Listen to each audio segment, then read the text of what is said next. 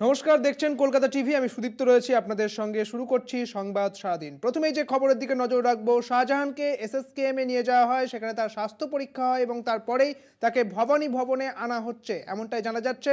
শেখ শাহজাহানকে হেফাজতে নিতে তৎপর সিবিআই। প্রথমে এসএসকেএম এ নিয়ে যাওয়া হয়, সেখানে তার স্বাস্থ্য পরীক্ষা হয় এবং তারপর তাকে ভবানী ভবনে আনা হচ্ছে। স্বাস্থ্য পরীক্ষার পরে ভবানী ভবনে শেখ শাহজাহান। এই মুহূর্তে সেই ছবি আপনারা দেখতে পাচ্ছেন। শাহজাহানকে সিবিআই হেফাজতে দিতে নির্দেশ হাইকোর্টের। দুদিনের যে টানাপোড়েন চলে, তারপরেই হস্তান্তরের প্রক্রিয়া শুরু হয়ে যায় আজ।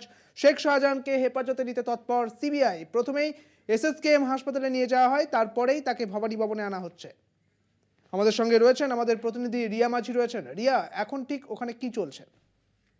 দেখো, তোমাকে জানিয়ে রাখবো যে টালবাহানা চলছিল শেখ শাহজাহানকে নিয়ে এবং তার হ্যান্ডওভার প্রসেস নিয়ে, কিন্তু মধ্যে কিন্তু শেখ শাহজাহানকে তারা সিআইডির তরফ থেকে যে তাকে হ্যান্ডওভার করার আগে যে প্রোটোকল অনুযায়ী যেটা ভবানী ভবনের তরফ থেকে অফিসিয়ালি জানানো হয়েছে, যে প্রোটোকল অনুযায়ী তার মেডিকেল চেক আপ অত্যন্ত প্রয়োজন এবং সেই কারণের জন্য তার মেডিকেল চেক আপ করা হয়েছে এবং মেডিকেল চেক আপের পর এসএসকেএম এ নিয়ে যাওয়া হয়েছিল। সিআইডির তরফে তাকে মেডিকেল চেক আপ করিয়ে এসএসকেএম থেকে ফের তাকে ভবানী ভবনে নিয়ে আসা হয়েছে। এবার তারা সিবিআই এর হাতে হ্যান্ড ওভার করে দেবে এবং তারপরে সিবিআই তাকে নিয়ে বেরিয়ে কোথায় বা বা নিজামে নিয়ে যাবে কিনা সেটাই কিন্তু এখন দেখার। নিজাম না সিজিও কোথায় নিয়ে যায় শেখ শাহজাহানকে।